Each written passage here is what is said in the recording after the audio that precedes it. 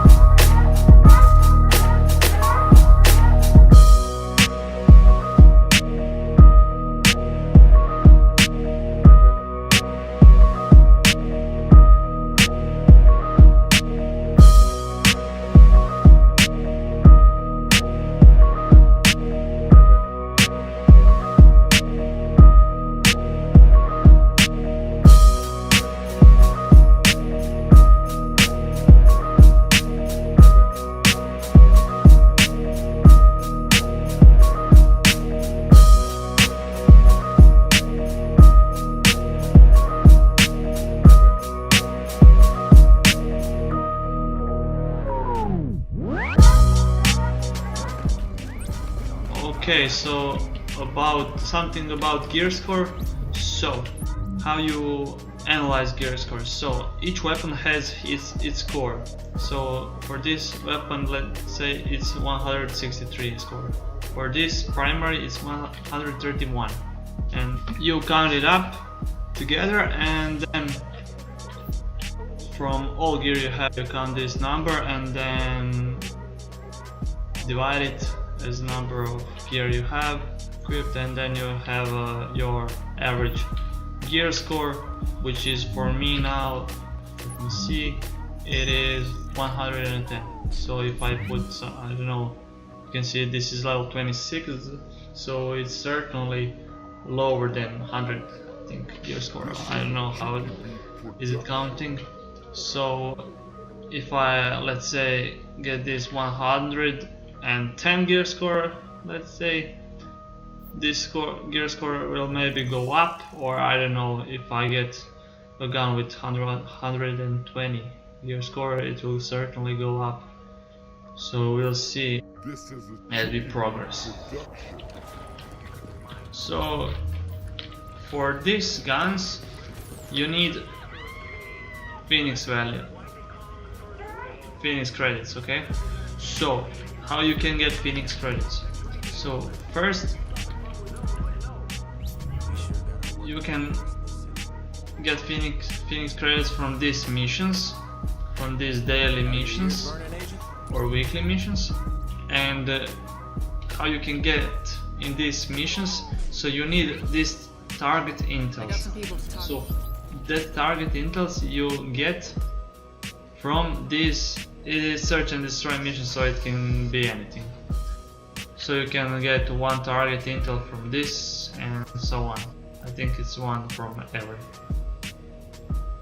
Or you can go in your reward section in Uplay launcher application and scroll down to the bottom, and you'll see you can unlock with 40 Uplay coins.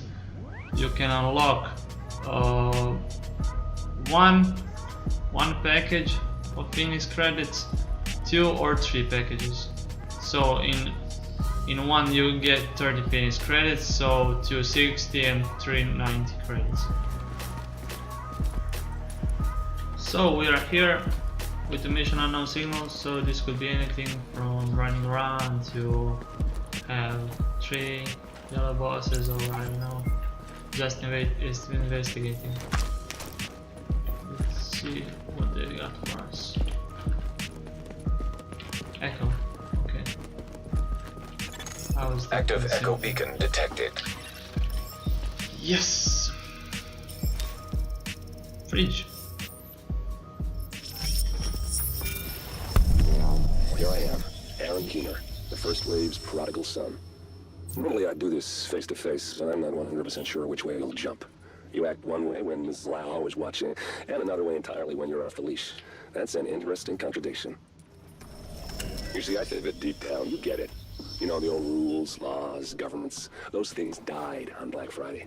But the feral PMCs, the convicts, the ones smart enough and good enough to take what they need, they'll survive. Me? I'm gonna prosper. Oh, you could too, but you took an oath, right? You got a duty. Those are both ways of saying that your conscience is fucking you. You asked yourself, who has earned a right to tell you what to do? Do you know how many agents died to hold the Dark Zone just for the brass to give up and put a wall around it? You don't believe me? You should check the place out for yourself. But the people you're working for, they're irrelevant now. Amherst changed how the game is played, and I've got the vision to win. I got Chernenko, I got a DNA printer, and a very interesting recipe book.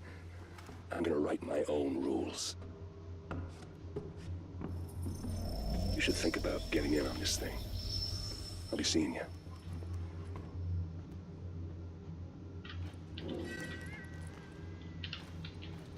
Okay, I think this is it. Very interesting story. Agent, the information you found in that lab was the crown jewel. I think we can break this thing now.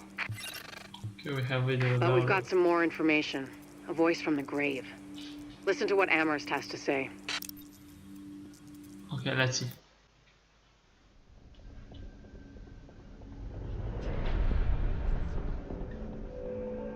What you're looking at is the smallpox virus, one of the deadliest pathogens on the planet. For centuries, it did a wonderful job of helping keep the human population in check. But times change, and sometimes Mother Nature needs a hand in improving her creations. Like, say, speeding them up a little bit, making them contagious when they should be quietly incubating in a host, or making them more lethal.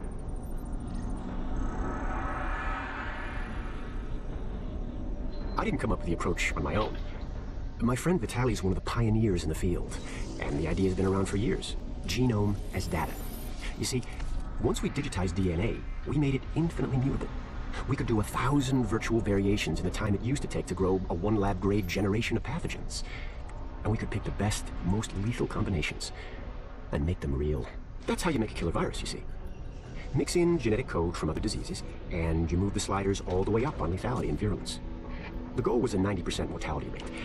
I'm not sure my green poison is going to quite hit that, but honestly, that's just details.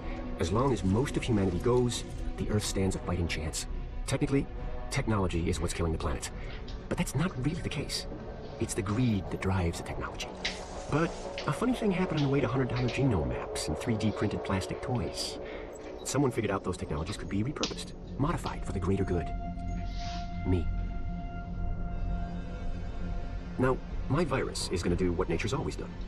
Decide who lives and who dies. And if nature decides I die, then I die. If nothing else, I'll have a lot of company. Natural selection at its finest. Helped along by a little unnatural genetic manipulation. It's all data, really. Life's just a method of processing it. The same way I processed the smallpox genome on my laptop. And who's to say that wasn't the plan all along? If, by some miracle, you survive green poison, then nature's decided you deserve to live. The rest of us shouldn't and won't. Godspeed. I'll see you in hell.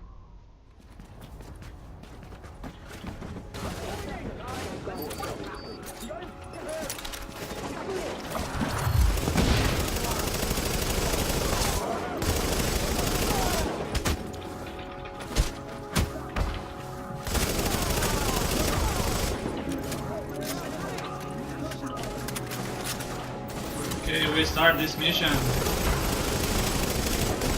with all elite enemies. Whoa, one is pretty close. Run for your life. Let's take sniper and try to. What? How doesn't? Yeah, that's right. Yeah. Finally! How much needs to be shot? Yes. Right. That's how it's done. One target intel. So I guess for all these intel missions it will be the goalie enemies. So if you don't have high gear as me, you better bring up your friends. Okay guys, I think I end this video here. For more, stay tuned. So I think I'll now maybe take a break from Division, so maybe some updates will be, but I'm going to now go on No Man's Sky and see what that game brings us. Okay, thanks guys for watching. As always, see you guys in the next video. Bye.